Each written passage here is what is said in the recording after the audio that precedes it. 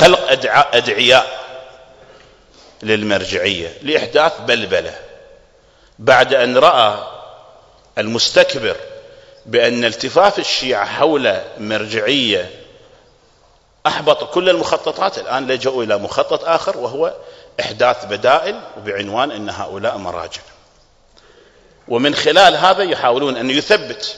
يقول بعد أول شيء يطرح نفسه أنه مرجع، بعد فترة يثبت أنه مرجع، بعد ذلك يكون كلامه حجة باعتبار مرجع، ويكون التعدي عليه تعدي على المرجعية. هذه خطة الآن، ورأينا كثير الآن في هذا الزمن، والكل يعرف في مختلف البلدان، هنا في الكويت، في العراق، في لبنان، في غيرها، أشخاص ادعوا المرجعية، ومع وجود كلمات صريحة من كبار المراجع وكبار العلماء في الحوزة بأنهم أصلا ليسوا بمجتهدين.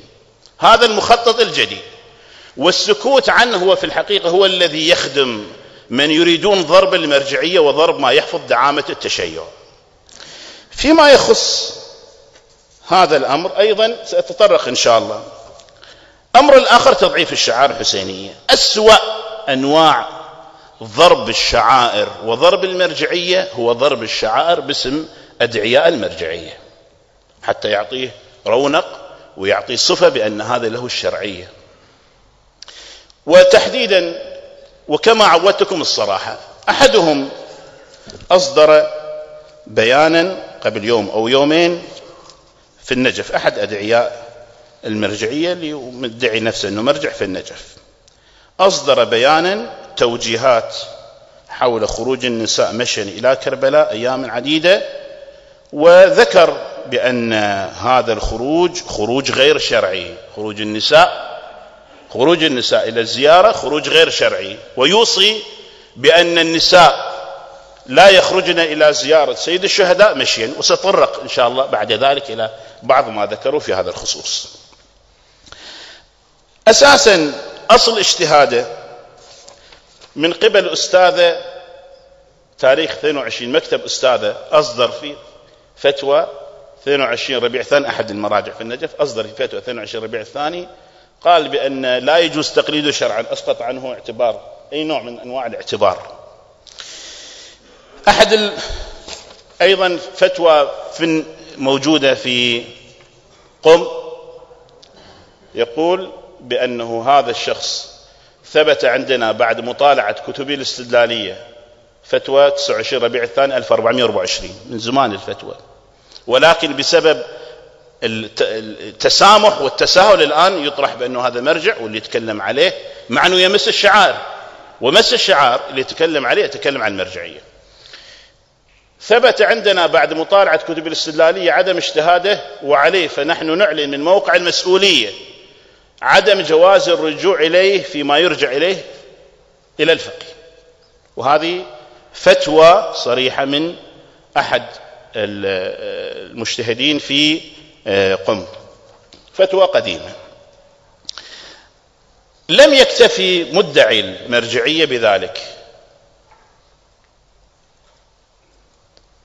كلمة البحث اللي يروح موقع يوتيوب، وأنا أعتذر من تكرار هذه الكلمة، ولكن اللي يريد يبحث لمن يتحقق أنقل لكم هذا النص. اليعقوبي يقول السيستاني نايم، تحت العنوان ابحثوا، يقول هناك مرجعيات مفروضة وتفرض اليوم، المراجع يقول تفرض اليوم فرض، المراجع الأربعة في النجف تفرض كما فرضت قبل 1200 عام المذاهب الأربعة، مذاهب غيرنا من غير الشيعة. هذا كلام. أكثر من ذلك، يقول في كلامه بأنه يقول ابتلي المسلمون، هذا بيان صادر الفتوى التي قتلت الإمام الحسين مأخوذة من موقعه، يقول لقد ابتلي المسلمون من غير أتباع أهل البيت بفقهاء يسمون فقهاء بلاط فرضوا من قبل غير مذهب أهل البيت. يقول مذهب أهل البيت الشيعة ما ابتلوا بذلك، ولكن ماذا ابتلوا؟ يقول ولكن إن فقهاء الشيعة ولم يبتلوا بمسايرة السلطة،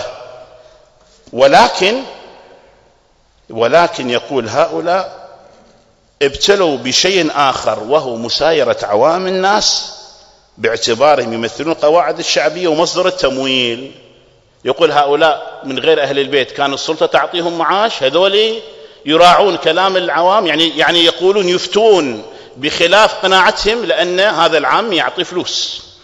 هذا طعن في الحقيقة في المرجعية وفي نزاهة المرجعية.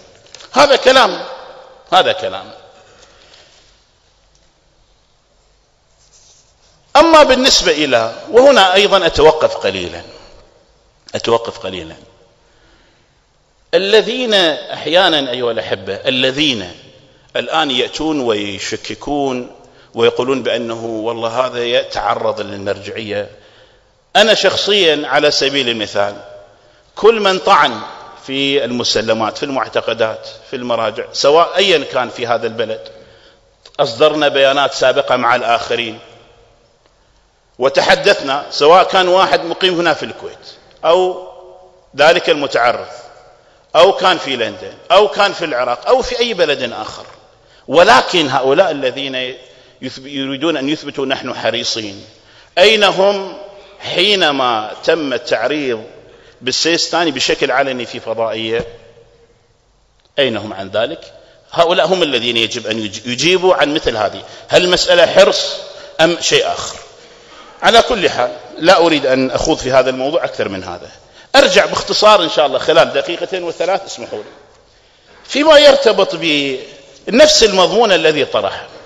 بماذا استدل على أنه نحن يجب أن هذا النساء لا يخرجون إلى، ولا أوصي النساء وجميع النساء أن يتوجهوا مع الحفظ على العفاف وعلى الحجاب كما لمسنا، وأكثر من ذهب لمس هذا الشيء. ليس هناك مجال هذه الأشياء التي يدعيها، حتى لو كانت هي نادرة ولا يمكن أن تؤثر. السيد الخوئي قدس سره، هذا كلام المراجع وهذا كلام الفقهاء. السيد الخوئي قدس سره في كتابه المسائل الشرعية يسأل أنه في ذكر 40 تقام مواكب وغير ذلك، وأن بعض الناس قال بأنه حيث أن هذه الأعمال تتسبب موقف النساء إلى جنب الرجال، وهذه سبب أمور لا ترضي الله عز وجل، فإنه يجب كما قال هذا، يجب ترك هذه الأمور. ماذا قال؟ هذا كلام الفقيه. قال لا يجب ترك العمل المزبور ولا بأس به في نفسه، بل هو من شعائر المذهب، يعني افعلوه، ولكن اللازم أن يصد طريق الفساد ويمنع منه. وأنا العام أشرت إلى هذه الحقيقة، قلت هناك سلبيات ويجب هذه السلبيات تواجه، ولكن لا نأتي لمجرد وجود بعض السلبيات القليلة نلغي هذه المسيرة المليونية التي هي عز للمذهب كله. حينما يأتي ويتطرق إلى بعض ما يعتبره، يقول بأنه النساء لماذا النساء لا يخرجون؟ يقول هذا منافي لما أمر الله من قرار النساء في بيوتهن. عجيب. إذن استحباب زيارة العمرة يعني فقط للرجال دون النساء؟ ما يحصل في العمرة هناك من طواف الرجال بجنب النساء، هذا شنو حكمه؟ ما هو حكمه؟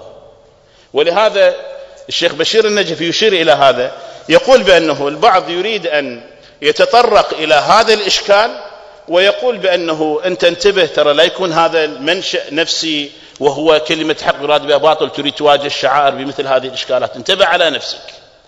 يقول لا أرى هؤلاء يستشكلون على قضايا أخرى ولا في الحج ولا في العمرة، ولكن التوجه كله صار حول هذه الشعائر.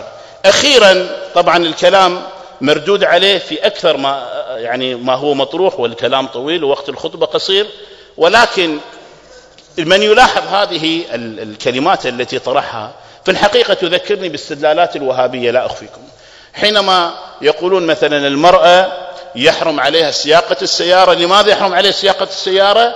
يقول والله لأن بعض النساء مثلا تسوق السيارة غير محجبة، أو أنه بعض النساء أحيانا يضطرون إلى أنه يستعينون في مثلا السيارة تتعطل وسط الشارع.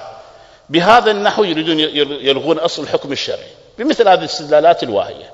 ولهذا دعوتنا جميعا أن نتمسك بشعائر سيد الشهداء وبكلمة المرجعية في المحافظة على هذه الشعائر، المرجعية التي هي الصادقة، المرجعية المشهود لها بالحوزات العلمية، لا أدعياء المرجعية، أن نحافظ على كلمة المرجعية في حفظ الشعائر. فنكون قد حافظنا على كلمة المرجعية، وحافظنا على أن يقدموا على أي عمل فيه إضرار بهؤلاء الزوار حفظهم الله سبحانه وتعالى.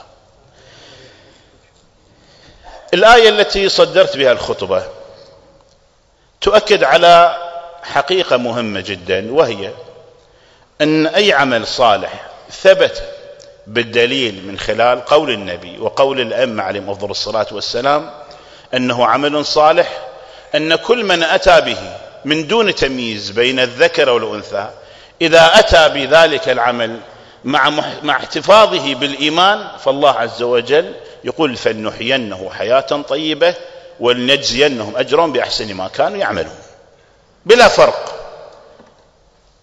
سواء في الأعمال الواجبة كالصلاة والزكاة والحج، أم في المستحبات كالصدقة وقراءة القرآن وزيارة سيد الشهداء. طبعا زيارة سيد الشهداء بعض علماءنا بسبب تأكيد الروايات عليها وبعض العبارات الموجودة كمثلا اتيان مفترض كالعبارة التي صدرت بها الخطبة، بعض علمائنا الأجلاء كانوا يقولون بوجوب الزيارة، إما بالوجوب الكفائي كما عليه الحر العاملي، وبعضهم كان يقول كالمجلسي بأنه واجب عينا ولكن في العمر مرة، بعضهم قال بالوجوب، ولكن الرأي الآن السائد بين فقهائنا هو استحباب هذه الزيارة. تبركا فيما يخص زيارة سيد الشهداء صلوات الله وسلامه عليه، أشير إلى الرواية وردت